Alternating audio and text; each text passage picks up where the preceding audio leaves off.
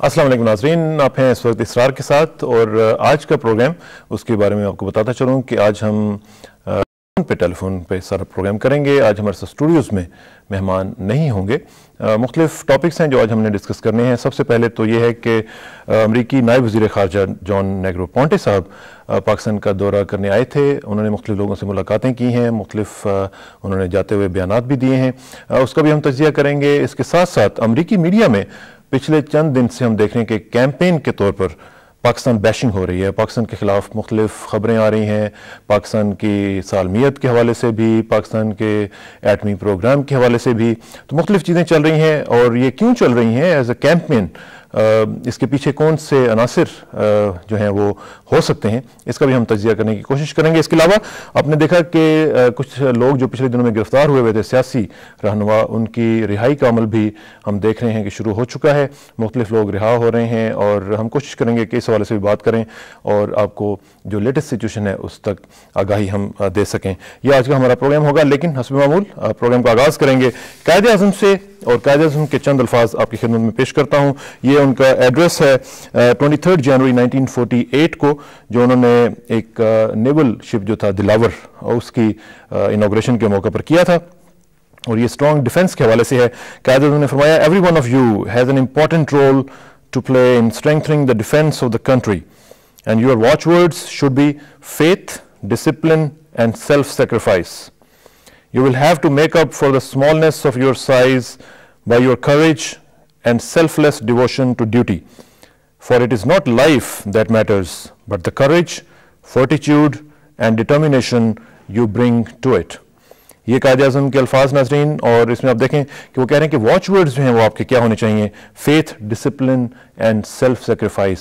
और फिर आखिर में वो कह रहे हैं कि ये लाइफ मैटर नहीं करती, बल्कि लाइफ में जो आप करेज और फोर्टिट्यूड और डिटर्मिनेशन जो आप उसमें लाते हैं वो मैटर करती है। लाइफ तो सब लोग गुजार जाते हैं, लेकिन जो लोग इन चीज़ों के साथ अपनी ज़िंदगी गुजारते हैं वही याद भी रखे जाते हैं और वही अपना हक पूरा अदा कर पाते हैं।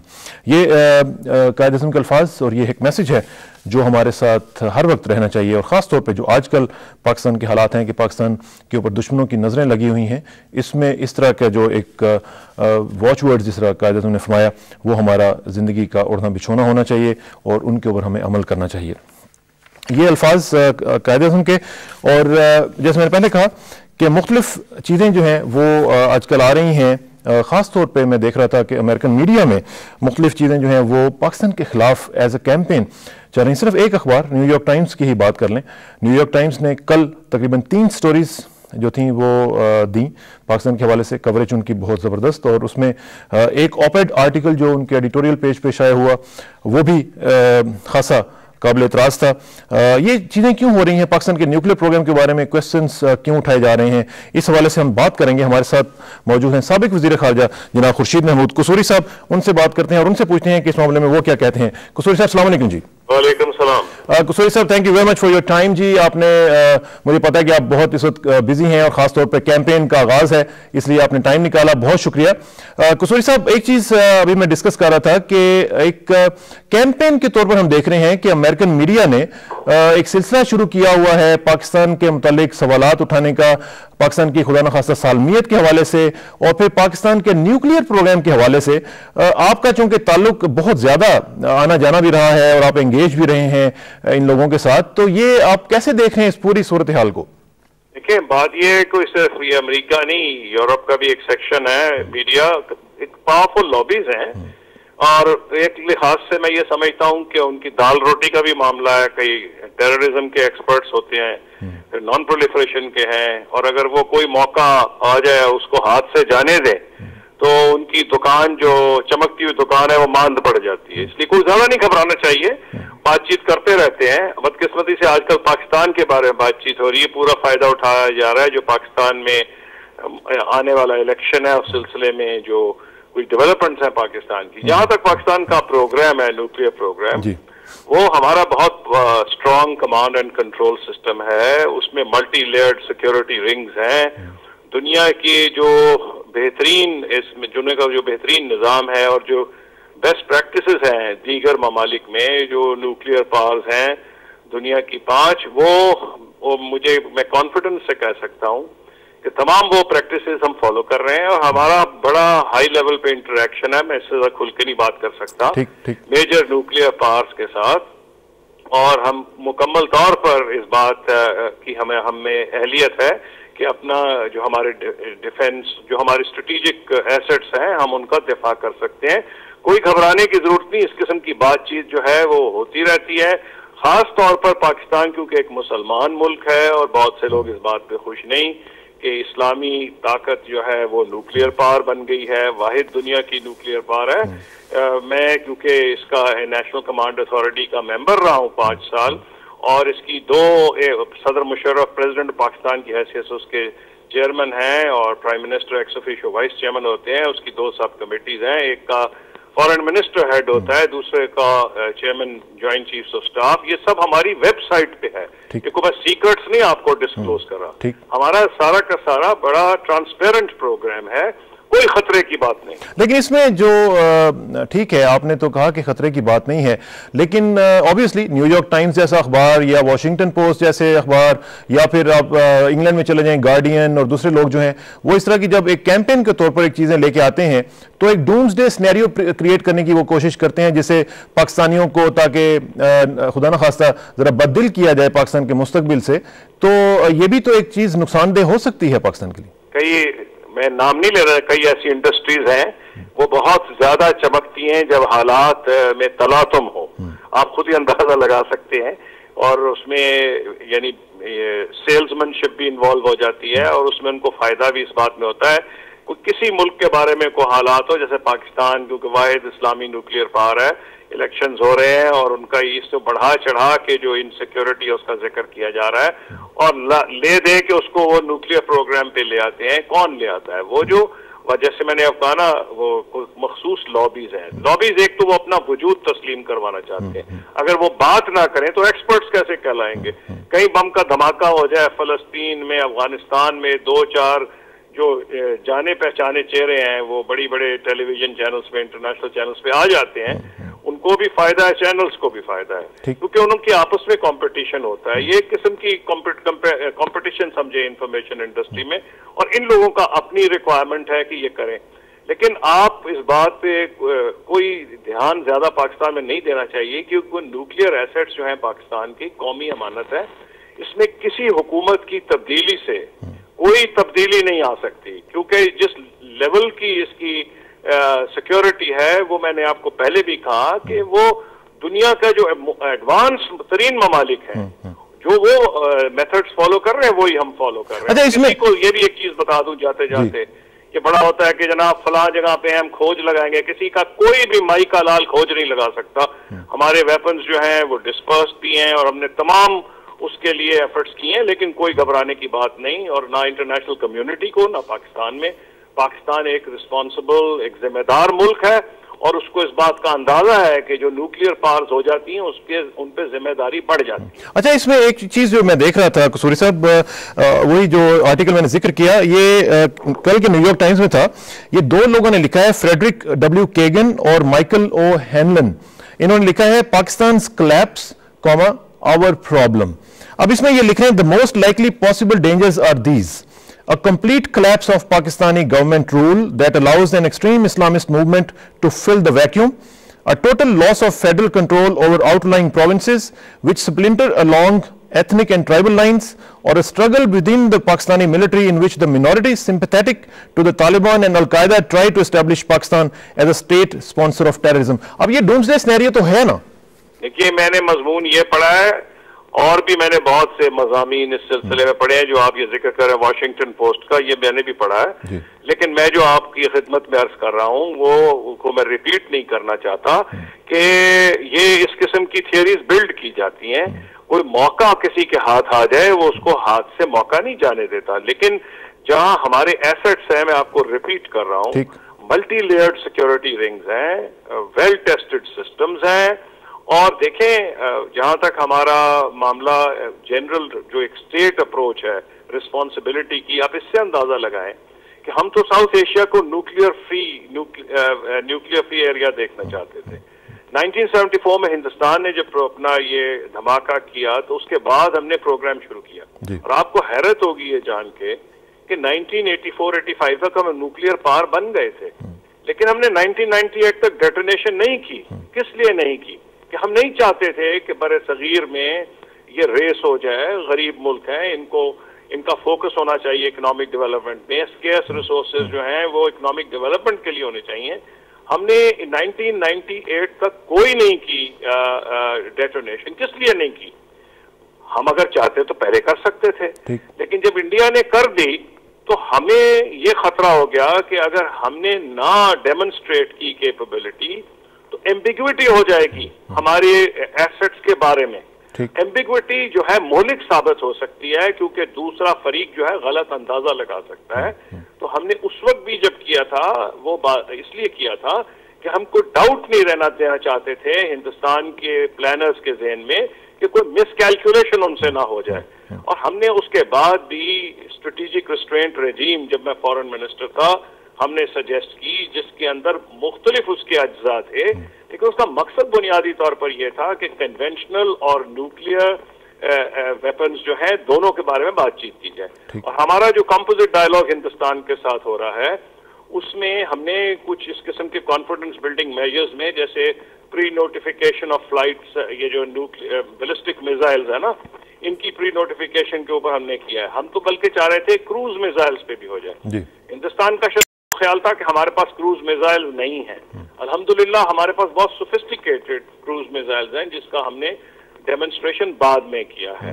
تو ہم نے، اور اسی طرح ایکسیڈنٹل جو نیوکلیئر ایکسیڈنٹس ہیں اس کی اوائڈنس پہ بھی ہم نے آپس میں اگریمنٹس کیے ہندوستان کے ساتھ. یہ آپ کو کیا بتاتے ہیں؟ یہ آپ کو یہ بتاتے ہیں کہ ایک ریسپانسبل نیوکلیئر ریاست پاکستان ہے. اس لیے میں آپ کو ریپیٹڈلی کہتا ہوں کہ یہ جو ڈومز ڈے یا علامت سیناریوز پینٹ کیے جاتے ہیں، اس کی کئی وجوہات ہوتی ہیں، اور اپنا وجود تسلیم کرانا بھی ان کی ایک وجہ. تو بیسیکلی آپ یہ کہہ رہے ہیں کہ یہ تھنک ٹینکس جو ہیں، امریکن تھنک ٹینکس، ان کی ایک اوپینین ہو سکتی ہے، یہ یو ایس ایڈمنسٹریشن کی پالیسی نہیں ہو سکتی. نہیں، یہ نہیں ہو سکتی یہ. اور دیکھیں، جب آپ ذکر کرتے ہیں نا گھڑی گھڑی کہ جی فلاں اخبار میں آیا، اخبار جو ہیں ٹھیک ہے یہ معتبر اخبار ہیں، لیکن اخبار آپ کے معتبر ہوں کسی کی ہوں، مختلف لابیز تو اس میں سلانٹ دے سکتی ہیں، سپن دے سکتی ہیں. یہ تو ہم روزانہ زندگی میں پاکستان میں دیکھتے ہیں کہ ایک خبر لکھی جاتی ہے، اس پہ کیا سلانٹ ہوتا ہے. تو یہ کوئی ایسی بات نہیں ہے جس پہ بندہ یہ سوچے کہ بڑی کوئی خطرناک بات ہے. اچھا، آخر میں قصوری صاحب مجھے بتائیے گا کہ آپ ابھی ریسنٹلی فارغ ہوئے ہیں وزارت خارجہ سے، کیسا لگا آپ کو یہ ایکسپیرینس؟ اور ماشاءاللہ آپ نے بڑے اچھے انداز سے پاکستان فارن پالیسی کو ہینڈل کیا. اگر آپ سے پوچھا جائے کہ لوز اینڈ ہائیز آپ کے جو ٹینیور کے دوران تھے، ان کے بارے میں اگر مختصراً بتانا چاہیں تو. جی ہاں، میں آپ کو مختصراً یہ بتا دوں کہ میں نے کوشش یہ کی ہے کہ جتنے ہمارے ہمسائے ہیں ان سے تعلقات بہتر کریں. الحمدللہ آپ چاروں کا دیکھ لیں، اور پھر جتنی گریٹ پاورز اور سپر، امریکہ، یورپین یونین، رشیا اور چائنا تو خیر ہمارا ہمسایہ بھی ہے، اور جاپان. تو جہاں ہمسائے چار ہمارے ہیں ہندوستان کے ساتھ، آپ دیکھ لیں کیا اس میں میں نے نہیں اکیلا اس کی کاروائی فارن آفس کیا ہے، حکومت کی ہے، لیکن بہرحال میرا اس میں ایک رول تھا. وہ یہ کہ جب میں بنا وزیر خارجہ تو مجھ سے پہلا بیان جو میں نے دیا تھا وہ یہ تھا normalisation of relations with India, کیونکہ میں سمجھتا تھا اس کی کیا وجہ ہے. بہت سے لوگوں کو یہ بیان پسند نہیں آیا.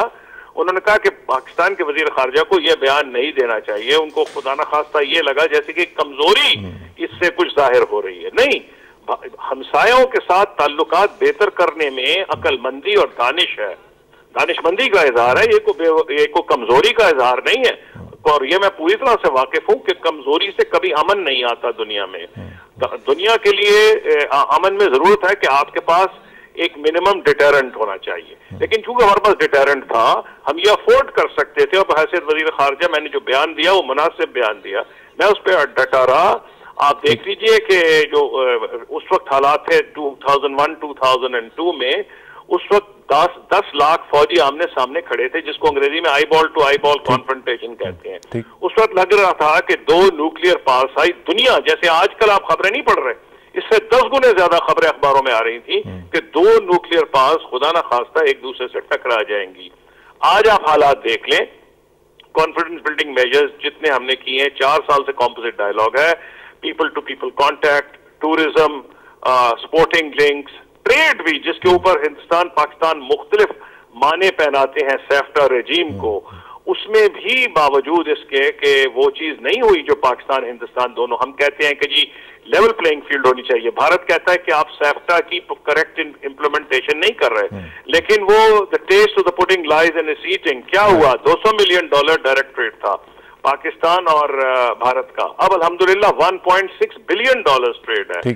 اور کشمیر میں بھی ہمارے کمپوزٹ ڈائلاگ میں اور بیک چینل میں پروگرس ہوئی. چین سے آپ دیکھ لیں اوورال قصوری صاحب آپ سمجھتے ہیں کہ آپ کا ٹینیور جو تھا وہ کہا جا سکتا ہے کہ سکسیسفل تھا اور اس میں آپ نے خاصا کچھ اچیو کیا؟ میں تو یہ کہوں گا ہمارے ہمسایوں سے بہتر تعلقات ہو گئے, یورپین یونین, جاپان, رشیا, امریکہ ہر سے بہتر ہو گئے. یہ فیصلہ تاریخ دان کریں گے اور پاکستان کے عوام میرے منہ میاں مٹھو بننا اچھا نہیں لگتا. چلیں بہت شکریہ, اللہ تعالیٰ آپ کو کامیاب کرے جی اور انشاءاللہ آپ سے رابطہ رہے گا قصوری صاحب. تھینک یو ویری مچ, بہت شکریہ. یہ تھے سابق وزیر خارجہ جناب خورشید محمود قصوری صاحب, اور وہ تفصیل سے بتا رہے تھے کہ اس طرح کا جو ڈومز ڈے سینیریو ہے اس کو زیادہ اتنی بھی سیریسنس سے نہیں دیکھا جانا چاہیے. اب اسی کا تھوڑا سا ایکسٹینشن اور دیکھتے ہیں جان نیگروپونٹے صاحب ہمارے نائب وزیر خارجہ امریکہ کے جو یہاں پہ آئے ہوئے تھے, اس حوالے سے بات کرتے ہیں. ہمارے ساتھ سابق سیکرٹری خارجہ نجم الدین شیخ صاحب موجود ہیں, ان سے بات کرتے ہیں. شیخ صاحب السلام علیکم. جی السلام. شیخ صاحب, نیگروپونٹے صاحب پاکستان آئے ہوئے تھے اور ہم نے دیکھا کہ بڑی کوریج ملی اس کو, نہ صرف پاکستانی میڈیا میں تو ملتی ہی ہے, امریکن میڈیا اور یورپین میڈیا نے اس کو بڑی کوریج دی. کیا آبجیکٹیوز تھے, آپ کیا سمجھتے ہیں, کس لیے آئے ہوئے تھے وہ؟ دیکھیے ابھی پاکستان کی جو صورتحال ہے اس کی وجہ سے تشویش دنیا بھر میں ہے, اور دنیا بھر میں نہ صرف نیگروپونٹے کی وزٹ لیکن جو بھی یہاں پہ سیاسی بحران جو نظر آ رہا ہے اس کی وجہ سے بہت ساری دنیا میں انٹرسٹ ہے. امریکہ کو خاص طور پہ انٹرسٹ ہے کیونکہ امریکہ تو پاکستان کو ایک کی ایلائی سمجھتا ہے اس دہشت گردی کے خلاف جنگ میں, اور اس کی وجہ سے یہاں پہ استحکام اور یہاں پہ اسٹیبلٹی, جس میں اس قسم کی اسٹیبلٹی ہو کہ دہشت گردی کے خلاف جو جنگ ہے اس میں پوری طرح سے پاکستان پارٹیسپیٹ کرے, وہ ان کے لیے بہت ضروری ہے. اور یہی وجہ مجھے نظر آتی ہے کہ نیگروپونٹے یہاں آئے تھے کہ اگر دہشت گردی کے خلاف جنگ صحیح ہونی ہے تو اس میں نہ صرف عسکری لیکن سیاسی طور طریقے استعمال کرنے پڑیں گے, اور وہ اسی صورت میں ہو سکتے ہیں اگر یہاں پہ جمہوریت لائی جائے اور مین سٹریم پولیٹیکل پارٹیز کے ساتھ مل کے اور فوج کو استعمال کیا جائے اس دہشت گردی پہ اور انتہا پسندی پہ کنٹرول پانے کے لیے. اچھا, اس میں شیخ صاحب ایک چیز جو ہے کہ ایمرجنسی کے حوالے سے بھی بات آ رہی ہے کہ انہوں نے کنسرن شو کیا ہے. جب یہ لوگ آتے ہیں تو جو بعد میں یہ سٹیٹمنٹس دیتے ہیں وہ سٹیٹمنٹس واقعتاً سیریسلی لی جانی چاہیے, کیونکہ کئی دفعہ یہ ہوتا ہے کہ وہ بات کچھ اور کرنے آتے ہیں اور سٹیٹمنٹس جو جاتے ہوئے دیتے ہیں وہ کچھ اور ہوتی ہیں. جی یہ ضرور ہوتا ہے, یہ ڈپلومیسی کا ایک حصہ ہے کہ ہمیشہ جو چیزیں جن چیزوں پہ بات ہوتی ہے ان کو پوری طرح سے ڈسکلوز نہیں کیا جاتا, لیکن جن چیزوں کا ذکر کیا جاتا ہے پبلک بیان میں وہ ضرور ایک حد تک یا دوسری حد تک ان پہ بات چیت ضرور ہوئی ہوتی ہے. تو یہ جو نیگروپونٹے نے اسٹیٹمنٹ کی جاتے میں وہ خاصی اہم اسٹیٹمنٹ تھی, کیونکہ انہوں نے کہا کہ میں ایک پیغام پہنچانے آیا تھا, پیغام کا مجھے جواب نہیں ملا ہے, لیکن مجھے یقین ہے کہ پریزیڈنٹ صاحب اور ان کے مستشار جو ہیں وہ اس پہ غور کریں گے اور پھر ہمیں جواب ملے گا. تو اس کو ہم اگنور نہیں کر سکتے, یہ نہیں کہہ سکتے کہ جو انہوں نے کہا اور جو باتیں ہوئیں ان میں کوئی بہت فرق تھا. مجھے لگتا ہے کہ جو انہوں نے بیان دیا ہے وہ عکاسی کرتا ہے ان کی سچ مچ جو بات چیت ہے اس کا. ایک اور چیز جو پرسیپشن کے طور پر لی جاتی ہے شیخ صاحب وہ یہ ہے کہ شاید وہ بے نظیر صاحبہ کے ساتھ جو ایک ڈیل کا سلسلہ چل رہا تھا اس کو بچانے کے لیے آئے تھے اور اس میں کوئی خاص کامیابی انہیں نہیں ملی ہے. یہ بھی ایک ایجنڈا ان کا ہو سکتا ہے مختلف. دیکھیے اگر آپ اسٹیٹمنٹ پڑھیں تو اس میں سے یہ واضح ہوتا ہے, کیونکہ وہ کہتے ہیں کہ باتوں سے برنکمنشپ اور کانفرنٹیشن کو آپ دور کر سکتے ہیں اور آپ کوآپریشن کے راستے پہ آ سکتے ہیں. تو وہ تو واضح کر رہے تھے کہ وہ اس کی بات کر رہے ہیں, اور یہ چیز خفیہ نہیں ہے. اس چیز پہ نیگروپونٹے نے یہاں پہ تو نہیں کہا, لیکن ان کے جو اسٹیٹ ڈپارٹمنٹ کے اسپوکسمین ہیں انہوں نے کہا کہ یہ کوئی سیکرٹ بات نہیں ہے کہ ہم چاہ رہے تھے کہ ایک ماڈریٹ فورسز کی الائنس بنے اور وہ ماڈریٹ فورسز پھر دہشت گردی اور انتہا پسندی کے خلاف جنگ میں پوری طرح سے حصہ لے سکیں گے. اور اس میں ایک اور چیز جو بعض اوقات تو اس کو ڈپلیسٹی کے نام سے بھی لوگ یاد کرتے ہیں, ایک چیز خاص طور پہ ایمرجنسی کے حوالے سے ان کا کنسرن ہے. شیخ صاحب میں اس کو تھوڑا سا آپ کو ذرا پیچھے لے کے جاؤں گا. امریکہ میں جب 2001 کا یہ 9/11 والا واقعہ ہوا تھا, اس میں آپ کو یاد ہے کہ اس کے بعد پیٹریوٹ ایکٹ آیا اور اس کے ذریعے پوری جو سول لبرٹیز تھیں وہ واپس لے لی گئیں, اور بڑے ہی زبردست طریقے سے ایوز ڈراپنگ اور ساری یہ سب چیزیں جو تھیں لائبریریز تک کے بلکہ جو کارڈ سے ان کے اوپر سارا وہ چلا تھا. ان چیزوں کو کمپیئر نہ کریں بیکاز پیٹریوٹ ایکٹ اور ہماری ایمرجنسی دو مختلف چیزیں ہیں. نہیں, لیکن ہمارے ہاں سچویشن جو ہے, جو پریزیڈنٹ نے ان کو کہا ہے کہ ہماری سچویشن کو سمجھنے کی کوشش کریں, تو وہ ہماری سچویشن کو سمجھنے کی کوشش کیوں نہیں کرتے؟ وہ آپ کی سچویشن کو سمجھنے کی کوشش کرتے ہیں, لیکن دیکھیے ان کی ایک پوائنٹ آف ویو ہے. ان کی پوائنٹ آف ویو یہ ہے کہ جہاں تک ان کو نظر آ رہا ہے اس ایمرجنسی کی وجہ سے ڈسٹریکشن ہوئی ہے. جو جتنا فوکس دہشت گردی کے خلاف جنگ میں پہ ہونا چاہیے اس کی بجائے وہ یہاں پہ اب جو سیاسی بحران ہے اس کے ساتھ کوپ کرنے میں لگ رہا ہے. تو ان کی یہ پرسپیکٹو ہے اور وہ پرسپیکٹو وہ واضح کرنے کے لیے تیار ہیں. ان کی جو بھی پبلک سٹیٹمنٹس ہیں اور جو ان کی پریس ہے وہ واضح طور پہ یہ کہہ رہی ہے کہ ایمرجنسی کی جو ہمیں بتایا گیا ہے کہ دہشت گردی کے خلاف جنگ کی وجہ سے کی گئی ہے, ہمیں اس کے نتائج نظر نہیں آ رہے, کیونکہ سوات میں ابھی اور انسیڈنٹس ہوئے تھے, یہ 2 دن پہلے کی بات ہے. اس کے بعد آپ کی افواج وہاں پہنچی ہیں تو ان کو اب ذرا ری ایشورنس ہوگی, لیکن اس کے ساتھ ساتھ ان کو یہ خیال ہے اور اس سے گریز نہیں کہ ان کو خیال ہے کہ یہ ایمرجنسی جو ہے وہ یہاں کے سیاسی بحران اور دہشت گردی کی جنگ کی وجہ سے نہیں لگائی گئی. اور جو پریزیڈنٹ کا پرسپیکٹو ہے کہ it is other way around, کہ ہمیں ہاں جی, بٹ ہمیں سمجھنا چاہیے کہ پریزیڈنٹ کا پرسپیکٹو ایک ہے, ان کا پرسپیکٹو اور ہے. ٹھیک ہے, اور اس میں دونوں میں ایک فرق ہے. اچھا, ایک اور چیز جو میں آپ سے ڈسکس کرنا چاہ رہا تھا تھوڑا سا, وہ یہ تھی کہ جو امریکن میڈیا میں ابھی قصوری صاحب سے بھی بات کر رہا تھا کہ ایز اے کیمپین انہوں نے ایک شروع کیا ہوا ہے. آپ نے کل کا نیو یارک ٹائمز دیکھا ہوگا, آج کا بھی نیو یارک ٹائمز میں مختلف خبریں پاکستان کے نیوکلیر پروگرام کے حوالے سے آئی ہیں. کل کا آپیڈ آرٹیکل جو تھا نیو یارک ٹائمز میں وہ بھی پاکستان کے خلاف تھا. ایک ڈومز ڈے سینیریو کریٹ کیا جا رہا ہے ان امریکن میڈیا اور یورپین میڈیا میں, تو اس کے حوالے سے آپ کیا کہیں گے کہ is it a matter of concern for us? یہ کل اور پرسوں کی بات نہیں ہے. پچھلے اتوار کو واشنگٹن پوسٹ اور نیو یارک ٹائمز دونوں اخباریں جو ہر صبح ہر ڈیسیشن میکر کی ٹیبل پہ پہنچتی ہیں واشنگٹن میں, ان دونوں نے آرٹیکلز لکھی تھی پاکستان کے نیوکلیر پروگرام پہ, اور اس پہ تشویش کا اظہار کیا تھا کہ کیا یہ محفوظ ہوگا یا نہیں. اب کل کی نیو یارک ٹائمز کے آرٹیکل جو ہے اس میں تو یہ کہا گیا ہے کہ انہوں نے ابھی تک $10 کروڑ خرچ کیے ہیں پاکستان کی مدد کرنے میں کہ اس کی سیکیورٹی پوری طرح سے کی جائے. اور اس کے ساتھ اس میں انہوں نے ایکنالج کیا ہے کہ پاکستان جو کہتا ہے, اور ہمارے جو اسپوکسمین ہیں, جو چیئرمین ہیں ان کے جوائنٹ چیفز آف سٹاف کے, انہوں نے کہا ہے کہ ہمیں اس پہ کوئی خدشہ نہیں ہے کہ جو پاکستان کے نیوکلیر ایسٹ سیکیور ہے.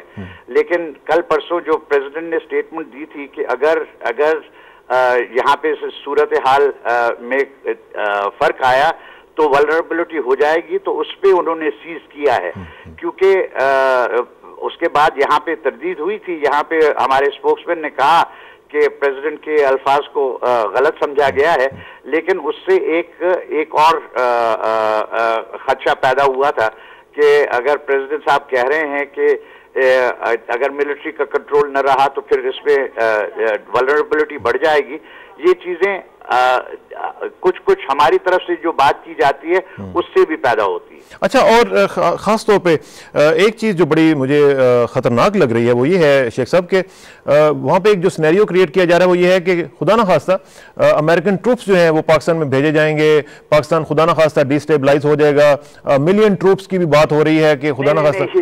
یہ فریڈ کیگن کی جو آرٹیکل ہے یہ اس کو آپ اہمیت نہ دیں, حالانکہ وہ ایک اسٹریٹجسٹ اور ایک اسٹریٹجک تھنکر سوچا جاتا ہے, لیکن ان کی آرٹیکل میں اگر اس کو پوری طرح سے پڑھا جائے تو اس میں کوئی حقیقت پہ مبنی چیز ہے نہیں, تو اس کو نہ لیں. لیکن یہ ضرور اس میں سے یہ معنی ضرور نکالیں کہ وہاں پہ تشویش کا کس حد تک تشویش پیدا ہوئی ہے اس سے، اور اس کی جو ڈیٹیلز ہیں وہ ان کی اہمیت نہیں ہے، کیونکہ جیسے میں نے کہا وہ آرٹیکل حقیقت پہ مبنی نہیں ہے، لیکن وہ عکاسی کرتی ہے ان خدشات کی جو کہ وہاں پہ ابھی واشنگٹن میں کچھ سرکلز میں محسوس ہو رہے ہیں۔ اچھا، ایک آخر میں مجھے جاتے جاتے شیخ صاحب آپ سے پوچھنا تھا، آپ بھی چونکہ بڑا انٹریکٹ کرتے رہے ہیں امریکن میڈیا کے ساتھ اور امریکن لوگوں کے ساتھ، ایک چیز جو خاص طور پہ ابھی سامنے آ رہی ہے وہ یہ ہے کہ جو امریکن میڈیا ہے، کل کی جو سٹوری تھی نیو یارک ٹائمز کی،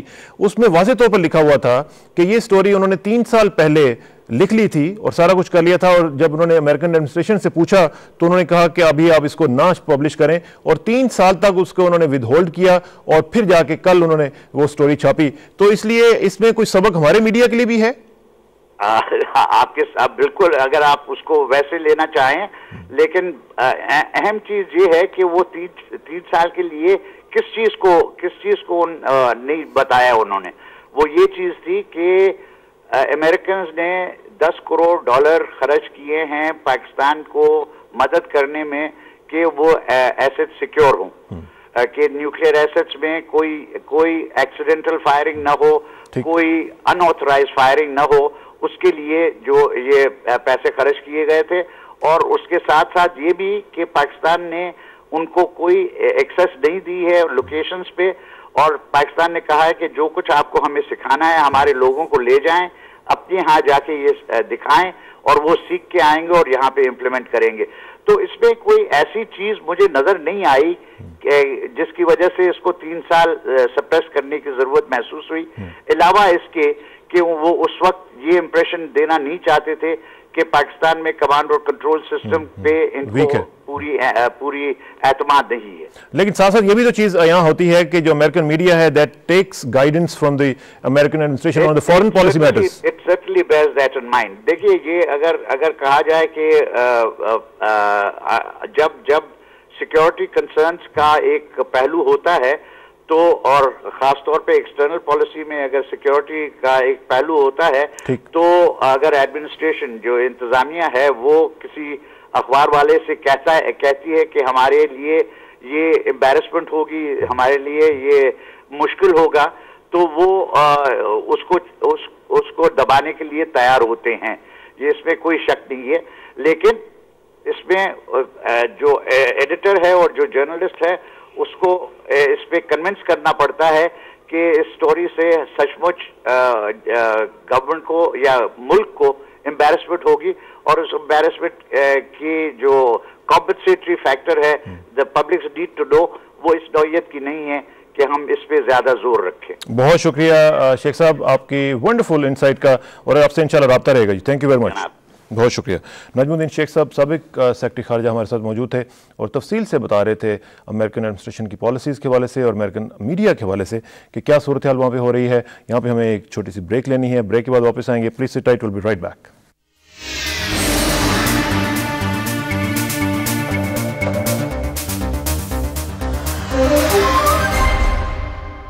ویلکم بیک ناظرین، بات ہو رہی تھی مختلف حوالوں سے امریکی پالیسی کی اور امریکن میڈیا کے حوالے سے بھی۔ پہلے ہم نے خورشید محمود قصوری صاحب سے بات کی، اور پھر ہم نے سابق سیکرٹری خارجہ جو ہمارے ساتھ بات کر رہے تھے نجم الدین شیخ صاحب، ان کے ساتھ بھی بات کی۔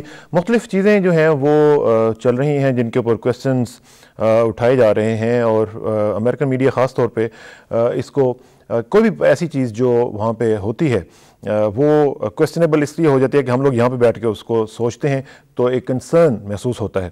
اب اس میں ایک چیز جو ہے وہ رول پاکستانیز جو باہر رہتے ہیں خاص طور پہ امریکہ میں اور یورپ میں، ان کا بھی بنتا ہے۔ میں ان سے سب سے گزارش کروں گا کہ وہ اس طرح کے جب معاملات ہوتے ہیں جس طرح کی باقی لابیز کرتی ہیں، وہ اپنی ایک لابی کریٹ کرنے کی کوشش کریں، اور خاص طور پہ جب کوئی پیپر، نیوز پیپر اس طرح کی کوئی ایڈیٹوریل یا آپ ایڈ آرٹیکل یا کوئی نیوز رپورٹ دیتا ہے تو اس کے ایڈیٹر کو خط لکھیں، اور خط لکھ کے اپنا کنسرن جو ہے وہ شو کریں۔ I can assure you it matters, اور میں نے اس کا ریزلٹس دیکھے ہیں۔ دوسری لابیز جو ہیں، انڈینز، دوسرے جیوش لابی جو ہیں، وہ سب لوگ یہ کرتے ہیں۔ ہمارے جو دوست ہیں انہیں بھی یہ کام کرنا چاہیے، کیونکہ یہ چیزیں میٹر کرتی ہیں۔ جب بھی ان سے بات ہوتی ہے وہ کہتے ہیں جی ہمیں آپ کی طرف سے یا آپ کی کمیونٹی کی طرف سے کبھی کوئی رسپانس ہی نہیں ملا، ہم جو بھی لکھتے ہیں لوگ اس کا مطلب ہے کہ اس کو ٹو کر رہے ہوتے ہیں۔ لہٰذا Pakistanis all over the world, जो भी हैं, जितने भी हैं, वो इस मामले में अपना एक रोल प्ले किया करें। हम लोग एक और टॉपिक जो है उसके ऊपर बात करने की कोशिश कर रहे हैं। सियासी लोग पिछले दिनों में कुछ गिरफ्तार हुए थे, अब वो रिहा होना शुरू हो गए हैं। उनमें से एक हमारे साथ इस वक्त मौजूद हैं, पीपल्स पार्टी के अजीम रहनुमा, बड़े सेंट्रल फिगर हैं उनकी, जनाब राजा परवेज अशरफ साहब। उनसे बात करते हैं। राजा साहब अस्सलाम वालेकुम जी। वालेकुम सलाम कसाना साहब। राजा साहब कैसे हैं जी आप? जी अल्लाह ताला की मेहरबानी, आप खैरियत से हैं? अल्हम्दुलिल्लाह। राजा साहब मुबारक हो, आप वापस आ गए। और एक तो ये बताइए कि नेग्रोपोंटे साहब आए हुए थे, कैसे रिहाई मुमकिन हुई? नेग्रोपोंटे साहब ने तो नहीं सिफारिश की आपकी? नहीं, मैं समझता हूँ जी, मैं तो खैर उन्होंने कहा कि पता नहीं किस मसलत के तहत उन्होंने मुझे छोड़ा, लेकिन हमारे इस वक्त तक जो है ना जी, वो बहुत बड़ी तादाद में 18,000 के करीब लोग जो हैं इस वक्त भी मुख्तलिफ जेलों में बंद हैं। मेरे साथी जो 50 लोग थे उनको भी अडयाला जेल भेज दिया गया, जिस पर मुझे बड़ा अफसोस और तासफ है कि उनके आज उनकी जमानतों की कोशिश की है, उसके बावजूद वो रहा नहीं हुए थे। ये 18,000 का फिगर कुछ ज्यादा नहीं है जी? इसमें थोड़ा सा अगर रियायत हो जाए तो। नहीं, मैं इसलिए ज्यादा नहीं है जी कि पूरे पाकिस्तान में ये जो है ये गिरफ्तारियां अमल में लाई गई हैं, और यहाँ तक कि एक एक शहर से 100-100, 200-200, 300-300, 500-500 लोग भी गिरफ्तार हुए हैं। लेकिन आपके साथ तो गवर्नमेंट की बातचीत चल रही थी, NRO चल रहा था, इवन नेग्रोपोंटे साहब भी सुना है कि आपके साथ जो डील है उसको बचाने के लिए आए हैं, और फिर भी ये सब कुछ कैसे हो रहा है? देखिए जी, ये इसलिए हुआ है कि हम पाकिस्तान पीपल्स पार्टी ने हर मुमकिन कोशिश की और अपनी तमाम ऑप्शंस इस्तेमाल की, और हमारा ख्याल था कि अगर एक पॉलिटिकल डायलॉग, सियासी गुफ्तगू-शनीद के हवाले से अगर मुल्क में जमहूरियत आ जाती है, आवाम को उनके हकूक मिल जाते हैं, साफ शफाफ इंतखाबात हो जाता है, तो उस जैसी कोई चीज नहीं। ठीक। और लेकिन अफसोस ये है कि आज जो हुकूमत दावे कर रही है कि 5 साल हमने असेंबली को पूरे कराए, 5 साल असेंबली ने पूरे किए, और उसका नतीजा मार्शल लॉ निकल आया। हकूक की जो है वो जो बुनियादी हकूक तलब हुए, और इलेक्शन जो है वो इस सूरत कैसे माहौल में जहां मुल्क में मार्शल लॉ नाफिज है, आइन खत्म कर दिया गया, वकला जो है वो सरापा एहतजाज हैं। अच्छा, लेकिन इसमें राजा साहब, जिसके आप एक नुमाइंदे हैं, मीडिया जो है वो सरापा एहतजाज है, टेलीविजन चैनल्स बंद हैं। अब पता नहीं क्या होने जा रहा है कसाना साहब। अच्छा, आप खुद बड़े सोच विचार करने वाले शख्स हैं। मैं इसीलिए तो परेशान हूं कि आप की जो पॉलिसी है उसकी मुझे सोच विचार की बात समझ नहीं आ रही है कि एक तरफ आप ये कह रहे हैं, दूसरी तरफ कल मैं मोहतरमा बेनज़ीर साहिबा का इंटरव्यू CNN पे देख रहा था, जिसमें उन्होंने बड़े ही अच्छे अंदाज से प्रेसिडेंट मुशर्रफ साहब की जो लाइन है उसको टो किया, उनको क्रिटिसाइज तक नहीं किया, बल्कि उन्होंने एंकर को कहा कि मुझे पता है कि आप मुझे किस तरफ लेके जाना चाह रहे हैं, यानी क्रिटिसाइज करवाने की तरफ। तो उन्होंने बड़े अच्छे अंदाज से बात की, वहां पे तो वो ठीक ठाक थी। नहीं, ये बात नहीं है, बल्कि मोहतरमा बेनज़ीर भुट्टो साहबा ने तो वाशिगाफ अल्फाज में कहा है कि इमरजेंसी लगाने के बाद, हकूक सलब करने के बाद, मीडिया के साथ जंग के बाद, और वकला और जुडिशरी को खत्म करने के बाद, अब हम जनरल मुशर्रफ को वर्दी में भी और बगैर वर्दी में भी सदर कबूल नहीं करेंगे। तो एज ऑफ टुडे राजा साहब क्या सिचुएशन है? आपकी टॉक्स जो है वो खत्म हो चुकी हुई हैं और आपके मुतालबात जो है वही हैं, कोई टॉक्स नहीं चल रही हैं इस वक्त? बिल्कुल, मैं इसलिए नहीं चल रही है कि टॉक का मकसद तो जमहूरियत लाना था, यहाँ तो मार्शल लॉ आ गया।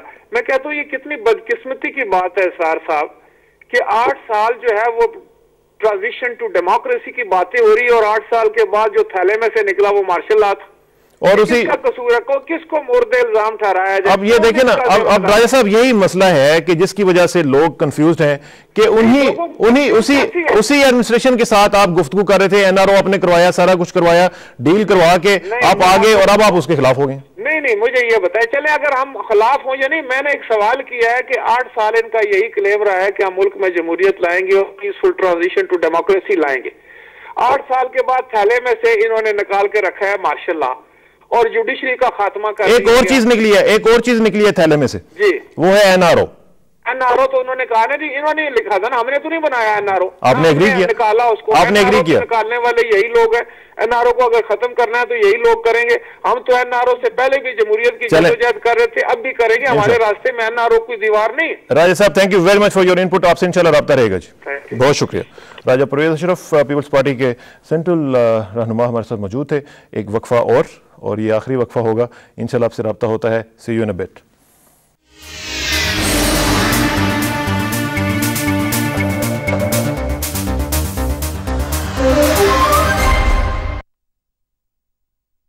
वेलकम बैक नाजरीन। बात हो रही है रहनुमा वो जो कि गिरफ़्तार हुए थे और फिर उनकी रिहाई अमल में आई है। एक और रहनुमा पिछले दिनों में गिरफ़्तार हुए, इमरान खान साहब, और जिस तरह वो गिरफ़्तार हुए वो एक बड़ा ही अजीब वाक़या हुआ। पंजाब यूनिवर्सिटी में वो गए और वहाँ पे इस्लामी जमीयत तलबा के जो वहाँ पे स्टूडेंट्स थे उनके मुतालिक मुबैना तौर पर उन्होंने उनके साथ बदसलूकी की और उन्हें फिर गिरफ़्तार करवाया। और ये वाक़या क्यों हुआ, किस तरह हुआ, ये एक अजीब सी एक कहानी है जिसमें बहुत से लोग अंगुश्त बदंदा हैं। और जो लोग ख़ास तौर पर इसमें इन्वॉल्व हैं उनके साथी भी और जमात इस्लामी के लोग ख़ुद भी बहुत ज़्यादा परेशान और मैंने देखा है कि इज़्तिराब का शिकार हैं। ये वाक़या क्यों हुआ, इस सिलसिले में हम बात करेंगे मुख्तलिफ लोगों के साथ और पूछेंगे कि इसमें इस्लामी जमीयत तलबा का रोल, जो कि एक दीनी जमात का एक ऑफ शूट समझी जाती है, स्टूडेंट्स में दीन के लिहाज से मानी और पहचानी जाती है, उससे इस तरह की गलती का इर्तिकाब क्यों हुआ। हम बात करते हैं तहरीक इंसाफ के एक सरबराह जनाब इमरान खान के बहुत ही करीबी साथी हफीजुल्लाह न्याज़ी साहब। अस्सलाम वालेकुम न्याज़ी साहब, एक तो ये बताइएगा कि हम आज डिस्कस करना चाह रहे हैं कि इस्लामी जमीयत तलबा पंजाब यूनिवर्सिटी में आपकी एक इत्तेहादी समझा जाता था कि एक जमात का ऑफ शूट है। इमरान खान वहाँ पे गए और इस तरह का एक वाक़या, अफसोसनाक वाक़या हुआ, इसमें क्या फैक्टर्स थे, क्यों हुआ ऐसा? देखिए जी, अब इसकी सारी तफसीलात तो अखबारात में आ चुकी हैं और इसका हर जाविये से इसको डिस्कस भी किया जा चुका है। और मेरे ख्याल में कि जो है इसमें कुछ बैरूनी अनासर थे, कुछ वो लोग थे कि जो के अपोजिशन के इस इत्तेहाद को पनपते या जो एक ताकतकारी अपोजिशन मिलकर उसको पनपते हुए देखना नहीं चाहते थे। तो मेरा अपना ख्याल है कि इस्लामी जमीयत तलबा उन अनासर के हाथों इस्तेमाल हुई है और जो है ये इसके अलावा तो कोई खास वजह नजर नहीं आती, क्योंकि इमरान खान यूनिवर्सिटी में पहली दफा नहीं जा रहे थे। 2 महीने पहले भी इमरान खान इसी यूनिवर्सिटी में गए थे as a chief guest sports day पे, और वहाँ पे कई हजारों तलबा ने उनका पुरजोश इस्तकबाल किया था। और ये उससे पहले भी वो कई दफा यूनिवर्सिटी जा चुके थे। तो कुछ समझ नहीं आया कि ये वाकया जो है ये आखिर वो कौन सी साजिश थी और उसका कौन सा हिस्सा जो है वो वहाँ पे जो है इस्तेमाल में आया है। अच्छा, एक चीज़ जरा बताइएगा न्याज़ी साहब कि आपकी मुलाकात हुई है आज इमरान खान से और उनका मोरल कैसा है, वो क्या सोच रहे हैं इस वक्त, क्या सूरत हाल है? उनका जी मोरल बहुत हाई है। मैं तो बल्कि वो जो है मैं तो हैरान रह गया कि जैसे मैंने उनको बाहर नॉर्मल देखा था, उनके अल्लाह ने उनको एक ऐसी सलाहियत दी है कि वो हालात जो जैसे क्रिकेट में भी कभी वो छोटी टीम होती थी तो उसे वो मैच ही नहीं कहते थे, वो सोशल मीडिया तो मैं अपने आप को इंस्पायर ही नहीं कर सकता। लेकिन क्या उनके ऊपर कोई ये जमीयत के वाक़े का कुछ असर हुआ है? क्या कोई असर नहीं, उन्होंने मेरे से डिस्कस भी नहीं किया। उन्होंने मेरे साथ सारे कौमी मसाइल डिस्कस किए। उन्होंने बताया कि तुम जो जब निकलो बाहर तो वहाँ पे प्रेस होगी और मीडिया के सामने तुम बता देना कि मैं आज 2 बजे भूख हड़ताल पे चला जाऊंगा और अदलिया की आजादी के लिए मैं मुहिम चलाना चाहता हूँ। मेरा एक ही पॉइंट एजेंडा है कि अदलिया को 3 नवंबर के पहले वाली सूरत हाल के मुताबिक चले। न्याज़ी साहब, इस पे जो रे ऑफ होप है, लोगों में उम्मीद की किरण आई थी। न्याज़ी साहब, आपका बहुत शुक्रिया। हमारे पास टाइम की किल्लत है, मैंने अभी जमीयत का भी मौक़िफ़ जानना है, आपसे इंशाल्लाह राब्ता रहेगा जी। बहुत शुक्रिया, बहुत बहुत शुक्रिया। Thank you very much. Hafizullah Niazi साहब हमारे साथ मौजूद थे और इसी सिलसिले में हम ज़रा एडिशनल आईजी पंजाब मलिक मोहम्मद इकबाल साहब से बात करते हैं और उनसे पूछते हैं कि उन्होंने इमरान खान को गिरफ्तार किया तो किस तरह किया, किस चक्कर में किया। मलिक इकबाल साहब अस्सलाम वालेकुम जी। जी वालेकुम अस्सलाम। मलिक साहब, इमरान खान को आपने गिरफ्तार किया पंजाब यूनिवर्सिटी में और उनको जो केस उनको ऊपर लगाया गया है वो है दहशतगर्दी का। कौन सी दहशतगर्दी का इर्तिकाब किया था उन्होंने पंजाब यूनिवर्सिटी में जाके? ये सबसे पहले तो मैं ये वजाहत कर दूँ कि पंजाब यूनिवर्सिटी में इनकी आमद जो थी वो बड़ी कंट्रोवर्शियल थी जी। और वहाँ पे इस्लामी जमीयत तलबा और दूसरी जो उनके मुखालफीन थे उनके दरमियान बड़ा क्लैश हुआ इनके आने के ऊपर, और जिसमें इनको भी खतरा लाक हुआ। तो इस वक्त जो ये दराजी खान जेल में बंद हैं तो वहाँ ये under section 3 MPO public order का जो सेक्शन 3 है اس کے تحت حکومت نے پنجاب نے ان کو 90 دن کے لیے نظر بند کیا ہوا ہے۔ لیکن ملک صاحب ایک چیز ذرا بتائیے گا کہ ایک تو ان کے اوپر آپ نے اس طرح کے الزامات لگا دیے، مقدمہ ان کے اوپر دہشت گردی کا لگا دیا، پھر ان کو آپ لے کے گئے ٹرک میں بٹھا کے، پتہ نہیں کتنے گھنٹے کی وہ سفر تھا، اس میں تھوڑا سا زیادتی نہیں ہوگی؟ جو پولیس کا ایک ٹپیکل رویہ ہوتا ہے اس طرح ہی آپ نے ان کے ساتھ بھی ڈیل کیا؟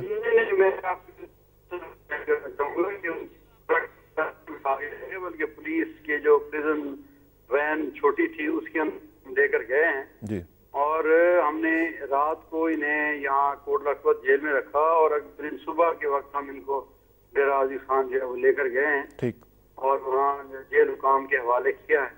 تو پھر جیل کے اندر جو ہے وہ پھر جیل حکام کے اس کے انتظام کے نیچے ہوتے ہیں، ٹھیک، جس سے پولیس کا کوئی تعلق نہیں ہوتا۔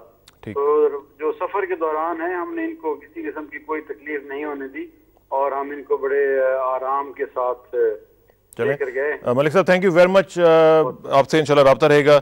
ٹرک میں اگر آرام ہے تو پھر ٹھیک ہے، آپ کی بات ہم ایگری کرتے ہیں۔ ایک اور موقف جو میں نے پہلے کہا تھا کہ اسلامی جمعیت طلبہ کے ناظم اعلیٰ جناب نصر اللہ گرایہ صاحب ہمارے ساتھ موجود ہیں، ان سے بات کرتے ہیں اور ان سے پوچھتے ہیں کہ ان کا موقف کیا ہے۔ گرایہ صاحب السلام علیکم۔ جی وعلیکم السلام۔ نصر اللہ گرایہ صاحب، اسلامی جمعیت طلبہ جو ہم نے سنا تھا وہ ایک دینی جماعت اور دینی تنظیم اسٹوڈنٹس میں سمجھی جاتی تھی، اس سے اس طرح کی حرکت کا ارتکاب ہونا، یہ کیا جمعیت کا ایک اخلاقی انحطاط آپ کہیں گے اس کو، یا کیا کہیں گے؟ بسم اللہ الرحمن الرحیم۔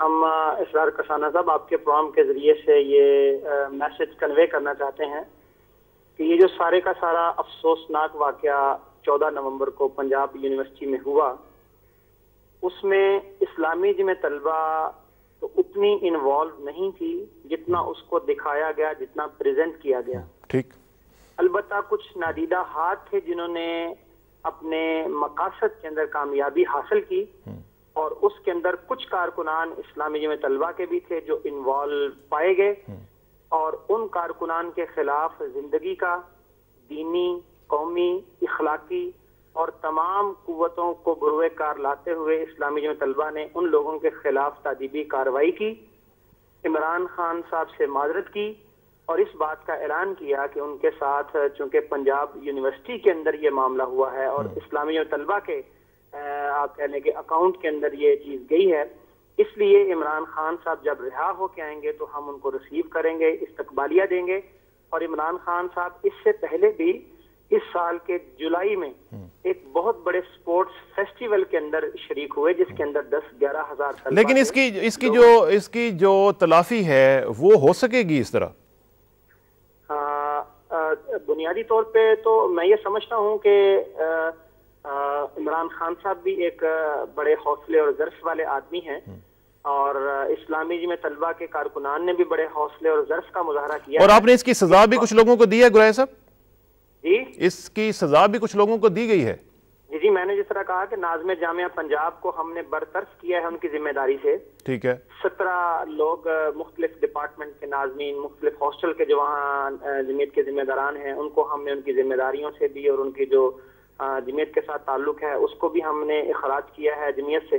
ٹھیک، اور یہ ساری تادیبی کارروائی ہم نے کی ہے، لیکن اس کی مثال جہاں پہ ٹھیک ہے جمعیت کے نوجوانوں سے کوئی غلطی ہوئی ہوگی، لیکن کسی بھی پاکستان کی پولیٹیکل پارٹی کے کلچر کے اندر آپ کو یہ چیز نہیں ملے گی۔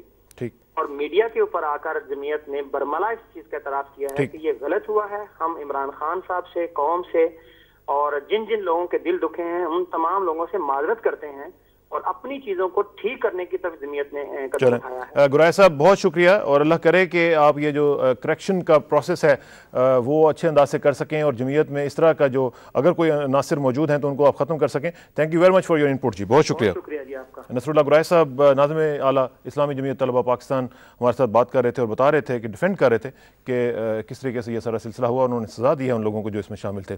اس کے ساتھ آج کا پروگرام ختم کرتے ہیں۔ آخر میں دعا کہ میری عزت کے لیے کافی ہے میرے مولا کہ میں تیرا بندہ ہوں، اور میرے فخر کے لیے کافی ہے کہ تو میرا پروردگار ہے۔